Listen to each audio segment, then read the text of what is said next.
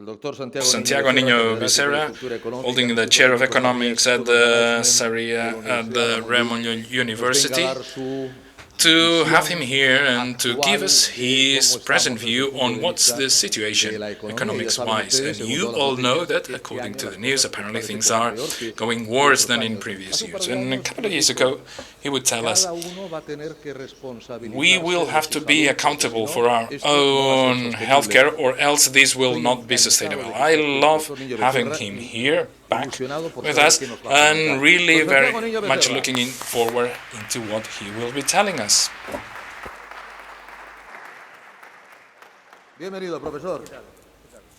How are we doing? I mean, on the economy, poorly. Yeah, I'll tell you.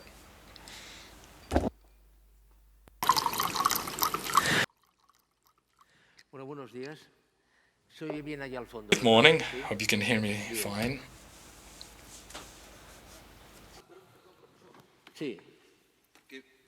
One thing I forgot to say is, in case you have your mobile phone, I'm sure you do, but please mute them.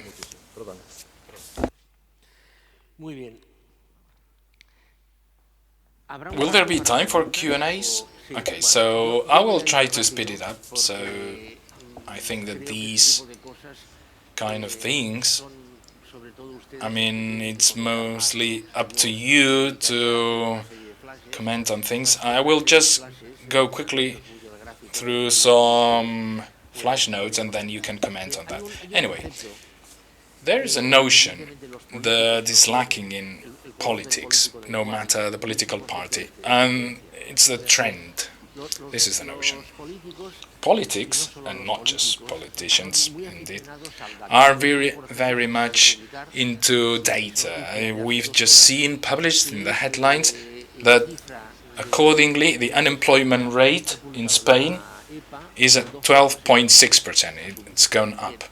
Well, this is a piece of data, and it's true, of course. But this tells us nothing. Unless you look into a long enough timeline and you look into the developments, the evolution of the unemployment rate in the last 7-8 years, and looking into the specifics in these lines, these raw data just tells you nothing. This is the piece of data that most people look into and all politicians look into. So a trend is fundamental because a trend shows us the evolution in things. And this is just an example. Here you can see the evolution of the real world GDP between 1962 and 2023.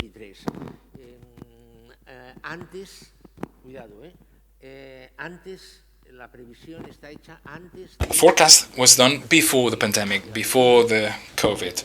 So this was a forecast. You see two very clear trends with the minimums becoming lower and lower and the maximums becoming lower and lower. So things were not going well even before the pandemic.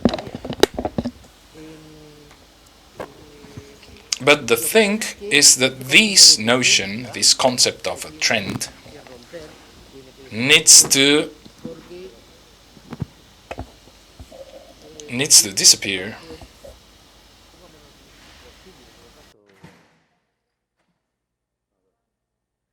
Ahora mejor, ¿no?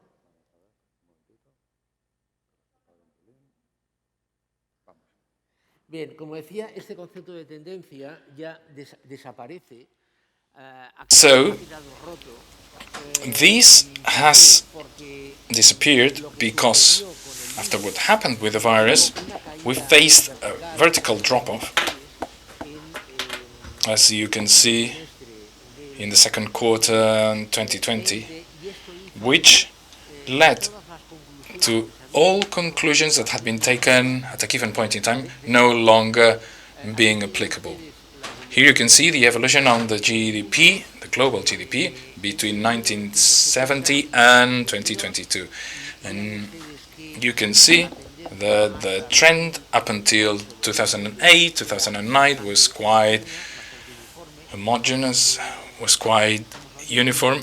Talking about the world here, and don't come to me about your neighbor. We're talking about the whole world. So, if you have a black swan, such as the virus, this pattern is disrupted, and then you need to think about something else. That is, we've shifted into a dynamics, and I'm sure that you're experiencing this on a daily basis when going to the grocery store, or when you're filling your gas tank, or when you are told about the rise in your mortgage, so on and so forth. Well, we're facing a shift in dynamics. One more thing that has happened is the speed of decay that the economic forecasts have reached.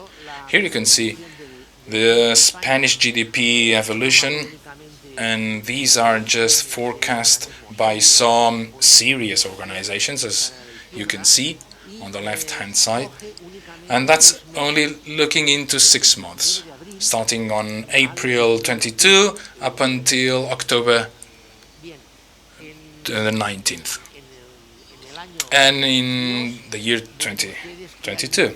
Well, you can see that this is somehow homogeneous. What was told back in April very much resembles on what's been told in October. It's true that there is a forecast, the Economist Association, that is looking at things slightly bleaker, but yet quite standard, quite homogeneous. There's been not much change in the forecast for growth in 2022 between April until October. But here is what happens for 2023.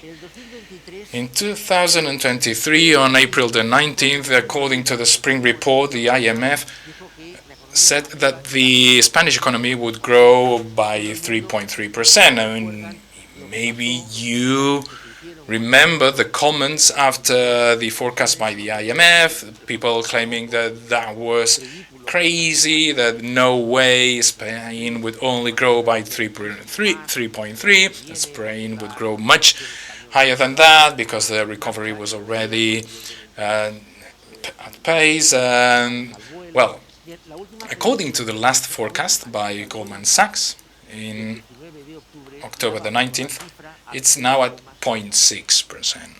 So, Spain is not only to grow little, and I'm convinced that this will not be the last forecast before the end of the year, but look into the speed of decay on this forecast. Economically speaking, shifting down from 3.3 to 0.6 in just 6 months, it's preposterous. But then there's another thing here. When looking into the long run, into 2027, and that's only done by the IMF in their forecast, and so they should be seen as a trend, rather. But on October the 11th, as you can see, in 2024 it's 2.6, in 25 it's 2.7, but then dropping back to 2.1 and then on 1.7. So a couple of conclusions here. First, Spanish economy next year will go through a very poor road, indeed very poor. But furthermore, what happens is that it later recovers to drop back again. It wasn't just that we were to see 36 charts from 36 different countries, but this, which is happening to Spain, is being seen here at a significant size, but also is happening elsewhere, for instance in the UK. So one can draw the conclusion that what can be expected here on the long term is not to improve. And let me stress this. We are talking on macroeconomic terms. I'm not talking about a specific company, specific household, or specific district. I'm talking about the macroeconomy. This is the whole of Spain. And yet Spain, as you all know, is by no means a homogeneous country. Anyway, the situation regarding inflation is more or less the same. You can see that by April the 19th, the IMF stated that this year's inflation rate would be 2.7, and OECD in September said that inflation in Spain would reach 9.1. Shifting from 2.7 to 9.1 with only 5 months in between, that's an exaggeration. Inflation is moderated down to 5.6 and then dropping back in later. So what can one expect? If you have such a high inflation rate this year and also high for 2023, this will have an impact on the years after. So inflation will cause many challenges, supply-wise, but mostly on purchasing power. Deficit-wise, Spain has not met, indeed, with the pandemic, the deficit commitments had not been met, and according to all forecasts, before 2027 it will not reach 3%, which accordingly is the cap for deficit as determined by Brussels, meaning that once 2022 is over and 23, which is the term set by Brussels to amend the differences, well, some things will be demanded to Spain. Which things? Well, raising taxes and a cut on public spending. On debt, a high debt in Spain, according to no forecast, is below 100% of the Spanish GDP. So, as of today, each one of us, myself included, or the newborn that was born a couple of hours ago in the hospital next to here, or the young or the old man with 92 years old, has 31,000 euros of public debt, regardless of the private debt that we may all hold. And that's just outrageous, I mean, given the figures, but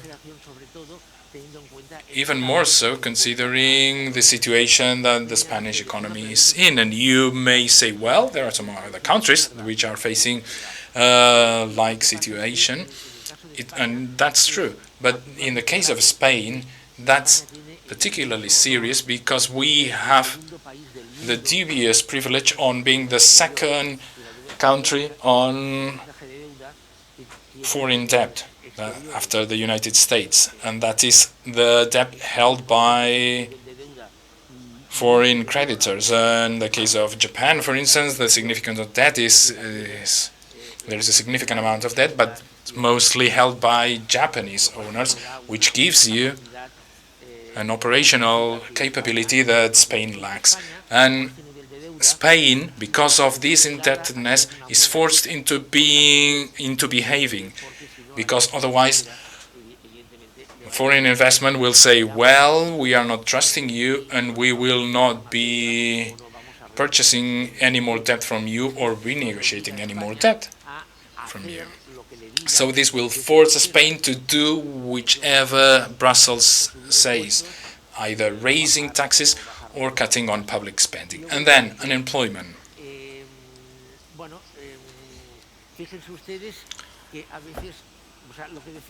As I was saying, there has been an evolution in changes.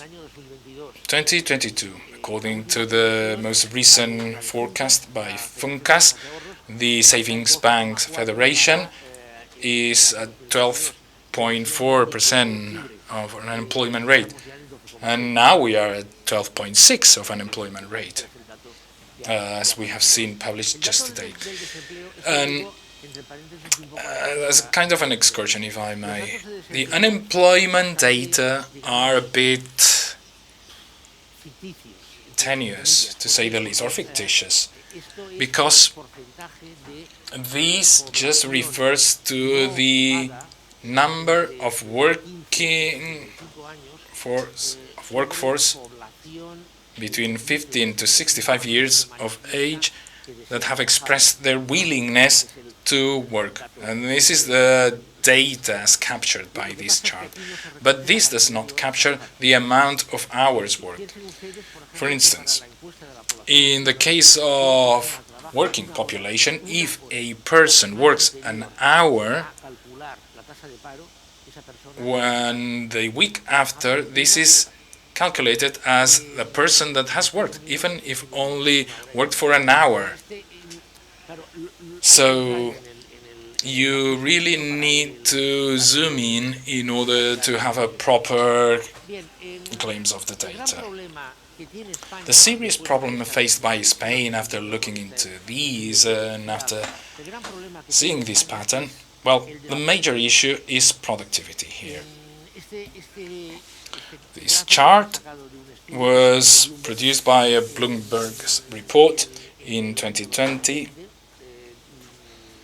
and it reviews productivity in 4 countries: in Germany, France, Italy, and Spain. And where 100 would be productivity in 1995. In 2020, that's facts. And as of 2020, that's where Bloomberg's forecasts move in. And we could dwell a long time on this chart, on this graphic, but I'm here only to show you the future, which apparently is awaiting Spain, with a very low productivity for both Italy and Spain, up until 2050 at least. And let me stress this, we're looking into trends here, regardless of whether the line eventually is slightly lower or higher. The important thing here is that in Spain, since 1995, there's been a decrease in productivity, and from 2025, the productivity in Spain declines, and then later it stagnates. Why is productivity so important? Well, it is because, first, it shows the competitiveness. A company is more competitive with a greater productivity. Also, productivity is also set by the added value of a company, of a country, and you may easily understand this. There is a greater added value in a Ferrari car than in a Seat Ibiza, and as a consequence, there are very few Ferraris manufactured here in Spain, and there are more Seat Ibizas manufactured here, so that's an issue. What productivity determines, on the other hand, on the side of demand, is the level of salary per capita, that is, available income, capacity to pay taxes, and also savings capacity. So in the next 30 years, we cannot expect on a global level in Spain a good situation. And let me highlight this. I'm not talking about a neighborhood, a city, a family, a company, or a person. I'm talking about the country. I'm talking about Spain. This graph has been included to dismantle the myth in a study I published a few months ago. I used this to explain the evolution of salaries. The dark blue or red line or black line is the average salary a year in current euros, and the orange line is the evolution of average salary in the year 2000. The period analyzed goes from the year 2000 to the year 2021. So this is why the function of this graph is an educational one. Politicians, what would politicians say? If a politician were here, what would he or she say? They would say the average salary in Spain went from 16,000 euros in the year 2000 to 28,500 in the year 2021, which is not bad at all, right? Look at it. From 17,000 to 28,000. Not bad at all. However, in real terms, if we deduct the impact caused by inflation, the truth is that the salary in Spain went from 17,000 euros in the year 2000 to 15 or 16,500 in the year 2021.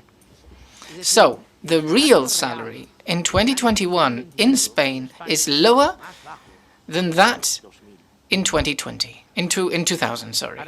So now you may say, but in Spain consumption has increased. How has consumption increased? Well, it has increased based on debt. Private indebtedness, the debt acquired by families and private parties, is much higher in 2021 than in 2000. In this conference, this graph is important because it can help us to explain this. It's linked to productivity. Productivity has been low, and this means that salaries have not increased. So, on an educational note, even if you take this message from this presentation, just remember you should always compare things in real terms. Always include the price component. Otherwise, you will not be able to consider your purchasing power. Earlier, we referred to debt. 60% of debt is the maximum. It's the roof set by the EU, by Brussels, on the member states using the euro currency. In actual fact, in the long term, it will be lower than that. But just remember this 60%. Now, in 2021, there were two scenarios for Spain. The two forecasts. The light blue line, which was not met, and the truth was, and is, represented by the dark blue line. In 2021, the debt ratio for Spain was 118%. Okay?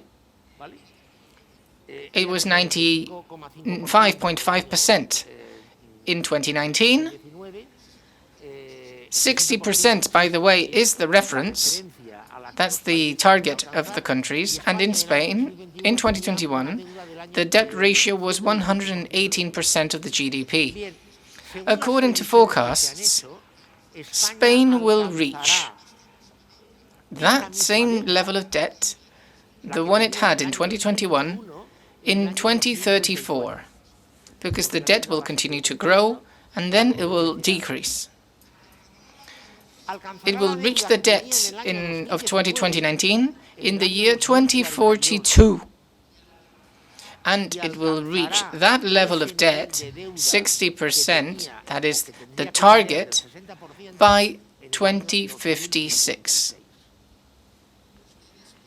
Do you believe, can you imagine, even if you do not know much about economy or economics, do you believe Brussels will tolerate Spain reaching the level of 60% in the year 2056? No, right? Well, imagine what will happen. When this debt moratorium comes to an end because of the impact of the virus, Brussels will take Spain and Brussels will say, Spain, come here. Look, you need to do your homework. You'll have to do this because, you know, if you don't do it and the others do it, Since you're a member of the euro, you will negatively affect the European economy. You will make the euro an undervalued currency, so on and so forth. Now, the other side of the story. This is a complicated graph. We could be talking about this graph for a long time, but let's just summarize it. The other side of the story is the aging population. In other sessions of this conference, I'm sure a lot has been said about elderly people.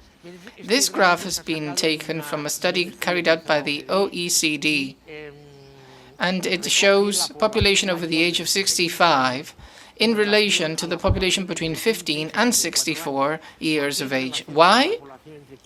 Because this is the age range, at least up to now, during which people could work. They could work at least in a normal way. It is true that some people over the age of 64 that still work, but it is taken as a general parameter, okay? The age range of 15 to 64. There are many countries on this list. Spain is highlighted there. Now, let's see what happens in Spain. In Spain, there are three moments that are highlighted. The diamond is 2011. The asterisk is 2030, and the top of the bar is 2060. As it happened in the previous graph, it doesn't matter that the bar or the asterisk is slightly above or slightly below. The important thing here is the trend. Now let's see what happens. In Spain, at least in theory, Spain will be one of the countries that by 2060 will have a higher number of people over the age of 65. That is, people who, in theory, will no longer be working in relation to those that will actually be working, with all of the implications this has. Later we can analyze other countries if you want. But in Spain, I insist, we'll see that this ratio is highest. This has a big impact on welfare. This chart was obtained from a study carried out by the Société Générale in the year 2005. They applied an econometric model to the evolution of a series of parameters. And they estimated GDP per capita during the period 2005 to 2050, taking as the index 100 the GDP of 2005 for all of these countries you see here. The PIB per capita falling the most is that of Spain, but let's not be too much interested in it. The GDP per capita of all countries drop, all of them. We could go on and on explaining why, but as a summary, in general and on average terms, things in the economy in all of these countries, which are the most important ones in Europe, do not improve. It is true that some are worse than others, but there's no general improvement anywhere. And allow me to insist, the other side of this can be reflected on pensions.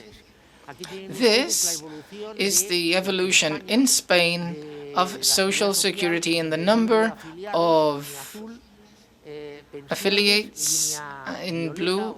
In purple we see the pensions, or pink, I don't know. And then in yellow we see the number of members of Social Security per pension. Right now we're in the dotted line that we see there at the end of 2022.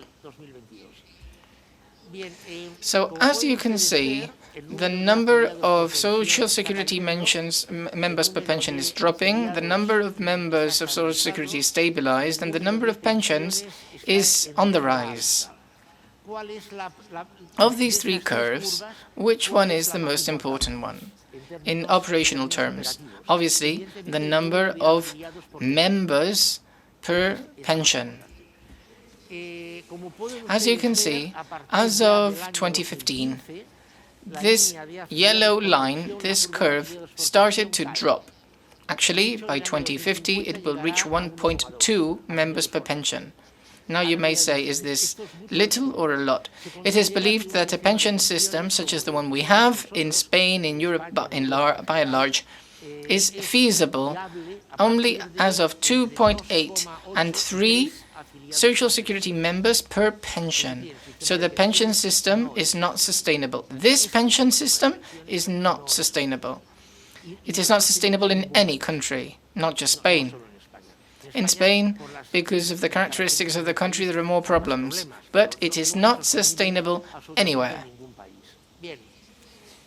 So what has happened? What is happening? We have come to the end, or we are nearing the end of the social protection model. Why? The social protection model was implemented following the Second World War, and it basically covers 5 things: universal healthcare coverage, retirement pensions, unemployment benefits, education or compulsory education, and finally subsidies, grants, so on and so forth. It's a package. The first country to implement this was the UK. It's a package of measures associated with a series of cases or situations, the goal of which is clear, which is to provide cover to the social needs of a group of the population, basically for the purposes of ensuring social peace, and also that these people or these groups of people feel happy and satisfied, so that they can do whatever they need to do, which is to work.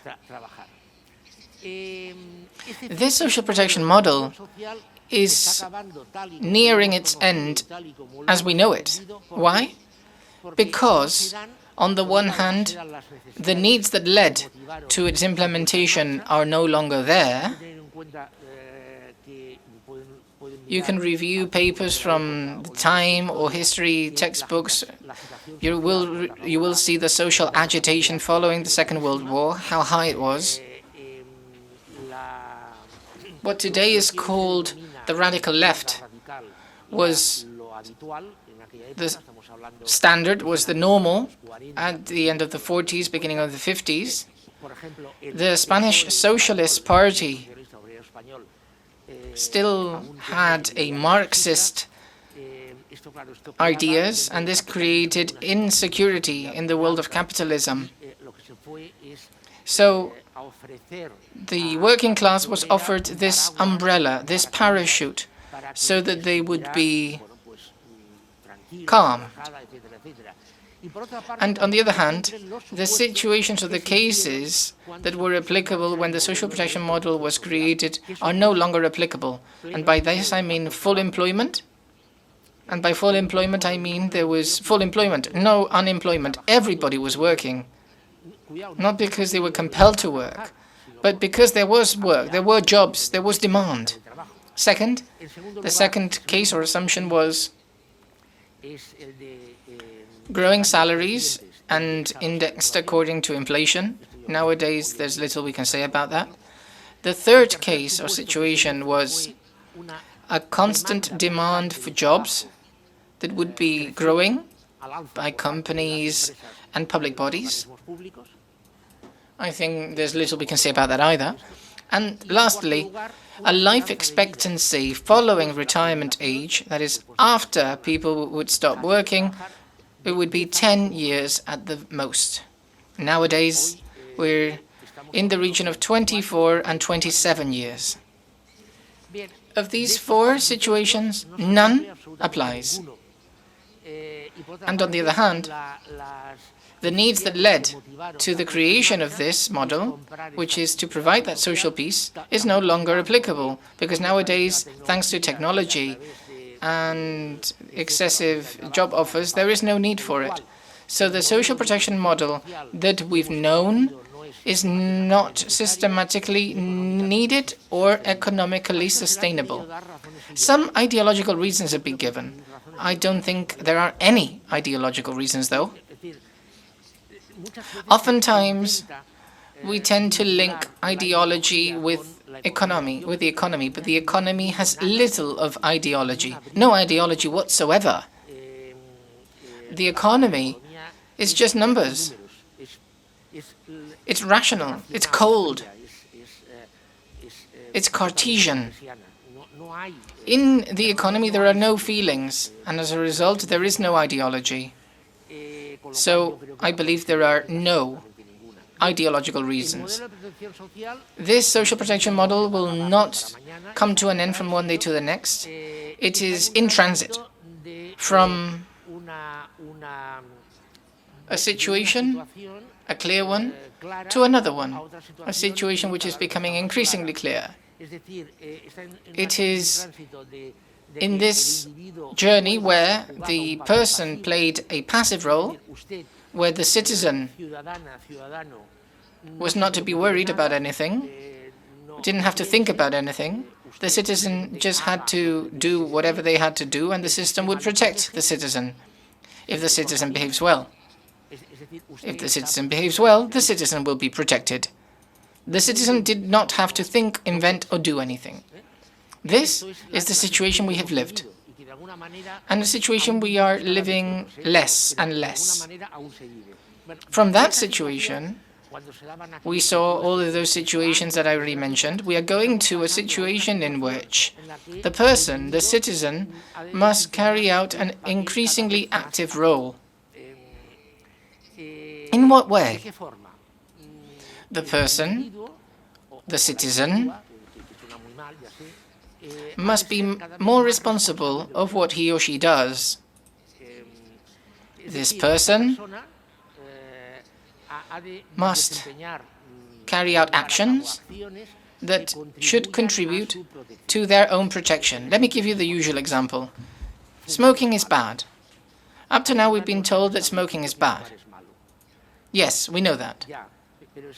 But it's already happening. In some countries, with some pathologies, people who smoke are not treated. It's as easy as that.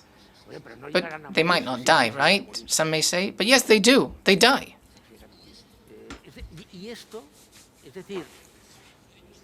And you may think, but this is like tricking oneself, right? Since there is no money to fund all of the needs that the healthcare system has, then the person is charged with responsibilities to save money. Yes, but don't interpret it this way. The first possibility, the first assumption is, you should not think. Just do what we tell you to do. And don't worry. That is a very expensive assumption, a very complex situation. The other one is to lighten public bodies. It's to lighten these responsibilities and put them in the hands of the person, saying, you should be responsible for your cholesterol, you should be responsible for exercising, you should be responsible, you should be responsible. And this, of course, has consequences. How do we reach this situation? How do we cultivate it? How can we increase, how can we access this world of responsibility? By preventing, of course. Preventing what? Preventing the negative consequences. And also avoiding those situations that are bad, that are harmful. So the clear concept to be drawn from this story is, it is true that the cause that led to the implementation of this process was and is still the lack of funds. That's true. But it has come to a point where people should be responsible for their own acts. And the only way of doing this is preventing, with respect to security, state of mind, the famous mental health, and physical health. Now, we could dedicate an entire new conference to talk about what would happen to the pensions, right? Obviously, because of the context we're in, we focus on health. I think that this organization, OAFI, can assist you, can guide you in this journey. I've known Dr. Vergés for quite some time, and aside from the fact that he is an exceptional doctor, he is a person who I believe, I am convinced, he would know how to operate a femur, but that's a cure. He is an expert, and he's conveyed this to his foundation on prevention. So please, remember this. Of all of those things that I have said, remember this. There will be less money, less public money dedicated to healthcare. These are your taxes, but there will be less money for healthcare. Less and less. And it will be up to you, through different other mechanisms, to prevent the problems that may be caused to your health. You will end up dying. Everybody will, of course. Eternal life does not exist. But let me insist, organizations like these can help you a lot. Thank you. Muchas gracias, don Santiago. Thank you very much, Mr. Santiago. Thank you. Muchas gracias, don Santiago. It's what we said at the beginning, right? Everybody should be responsible of their own acts, responsible for caring of themselves. We have time for 1 or 2 questions. I always think it's interesting. Now, Mr. Fernando, Dr. Vergés, also Professor Re. All questions you would like to ask Professor Niño Becerra. Well, we have several problems. The timing, and also the professor's agenda. But you can send all your questions to OAFI, and in one way or another, we will give you an answer. We undertook to do so yesterday, and we will continue to do that today. Thank you. I would like to thank Professor Niño Becerra for his prospective exercise. But prospective exercise is used to explain what may happen, not to explain what will happen. So we should say that one of the specialties of the past is to predict the past and make mistakes concerning the future. It's important to think that this is what could happen. If this happens, these solutions are fantastic. But doing these forecasts, these predictions in such a long term are just an intellectual, academic, or econometric exercise. And I don't like talking for the sake of it. I've worked with one government, with another government. I've given data on pharmaceutical cost. I was responsible for showing double-digit growth in expenditure, and then prospective analysis were made showing that there was a disaster, that drugs would not be paid. All of those things that were forecasted did not occur. And when I announced that from double digits we went to one-digit growth, then the one politician used to say this was thanks to us, to our measures. All of this is just a joke. Our capacity of influencing directly on the economy, because you said the economy is just numbers and mathematics. But the economy, as you well know, is influenced by 1,000 uncontrollable events or circumstances. So my message is, let us all know one thing is what could happen, and a different thing is what will happen. I do hope that this dark future is not so dark. That's all. Any comments, Santiago? Yes. Could we put up my presentation on screen again, please? From the beginning? Yes. Right. Just imagine we are not in 2021. Let's imagine we are in the year 2000, okay? We have a government in Spain. We all know who presided that government then. And this president gave a speech over television saying, Spain is awaiting amazing years. There will be spectacular growth. It will be great. It will be fabulous. Salaries will increase, which is true. Look at the salaries, how much they increased like a rocket until 2007. Even in the middle of the crisis, salaries carried on increasing. Salaries in Spain stabilized in 2013, but they still grew. However, the reality shows in 2021, in real terms, we are poorer than what we were in the year 2000. That is the reality. Yes, please. I will try to be brief. Congratulations, because what you explained and how you documented it is something I really liked.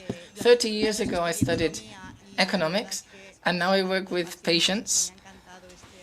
Thank you for the reminder. It is true that forecasts were rather fatalistic. Now things are more tensioned. But my specific question is, in the same way we had an industrial revolution that changed it all, do these forecasts contemplate a possible revolution, a technological revolution that we might not come to imagine, that may change all of these trends from now until 2060? I'm just saying this not to be so fatalistic about it. ¿Tenemos mucho tiempo o poco? You have much time? Well, not much. Anyway, I'll try to rush it. You talked about something that goes far beyond that. And that's a shift in the system. Economic systems in the last 2,000 years, and just don't ask me why, people do not know why, but they last for between 240 to 260 years. Our system, the capitalist system, was created after the end of the Napoleonic Wars. So 1850 and 1820 roughly. So that's when the capitalist system. And the previous one, the mercantile system, by 1700s roughly. So in this chart, and this is the one on productivity, you can see that roughly, I'm talking about Germany here, but roughly by 2025, slightly before that, productivity starts to grow uninterruptedly in Germany. And here we are considering that Germany is preparing itself for a shift in the system. We're talking about technology here as the main protagonist, but also a major increase in productivity. And we're talking, I mean, do not ask me about unemployment, no, do not ask me about that. But we're talking about a creation of added value that increases, and we're talking about a country, an economy that's fully integrated into evolution. Whereas for Spain and Italy, these are fully stagnated countries, economies. So they are preparing themselves for this shift in the system. But then there are some few economies that are into future and some others that are not. Are there any further questions? Yes, there is. Good morning. Thank you very much for your presentation. I think that it has made us understood some of the data that have often been thrown at us. Later I will talk about another condition, obesity. And I've been myself before the Minister of Health, and I've tried to convey and I've that it works better, it's more economical to tackle obesity before that a person is obese. But then, first, that person wouldn't consider obesity as a condition. And then, secondly, how are we to convince them to invest on prevention on obesity? Well, if you're an expert on obesity, you probably know that one of the world countries where this has been mostly researched is in the United States, with a direct correlation between income and obesity. And I wasn't the conversation you had with the minister, and I haven't spoken with her about that, but I remember that when you told her about that to the minister, she was thinking about two things. First, you were talking to her about an issue that would happen. Well, it was there, but it would eventually happen. So, a person gaining weight and becoming obese or with morbid obesity will be facing their issues tomorrow. And then, I'm just making this up, but she might be thinking about the people in the waiting list waiting for hip replacement. Or then in 3 months' time, you have elections in that town. And so that's the problem that they are considering. So the problem that you were telling her about obesity was not a problem to her, because probably when that issue arises, she's no longer the minister. So, yes, the short-term view in politics, isn't it? Yes. A quick comment, maybe later a question.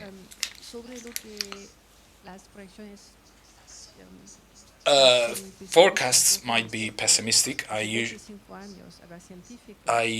usually say that scientists would say some 25 years ago, beware the climate change, and people wouldn't believe them. So it's really important to listen to the people doing forecasts, because it may also help waking up the minds and realizing of what might happen. And I have a startup myself, and we have submitted applies for research grants, EU grants, and I was told that for Eurostar, if I'm asking for that in France, I may get 2 million, and from Madrid only 400,000. Same EU funds, but I would get 2 million euros from Paris and only 400,000 in Madrid. So France and Germany, they invest on R&D, they support the startups. So what can we do here? So if you don't support innovation, of course, these bleak forecasts will eventually become true. But how can we make for that not to be the case, so that there is further investment? I will reply to that, but let me say first something that probably you do not know. Spain, during its democracy, had a minister of industry that would claim that the best industrial policy is the one that doesn't exist. And that was a minister of industry. The best industrial policy is the non-existing policy. So, what happens? What you are saying is complex indeed, because it relates to a couple of things. The productive model and the GDP. So bear in mind that here in Spain, GDP is tourism plus leisure plus transport plus the automobile plus construction. These 5 things amount to roughly 35% of the Spanish GDP. So these are highly seasonal elements, mostly tourism, with low added value, and this is also related to productivity. In order to change what you were suggesting, there should be a change in the productive model, there should be a change in the GDP structure, increase the investment, and I see that if this is something that hasn't been done yet here in Spain, it probably won't be, because there will be no chance nor time to do that. For instance, in France, they set up their healthcare system back in the 50s.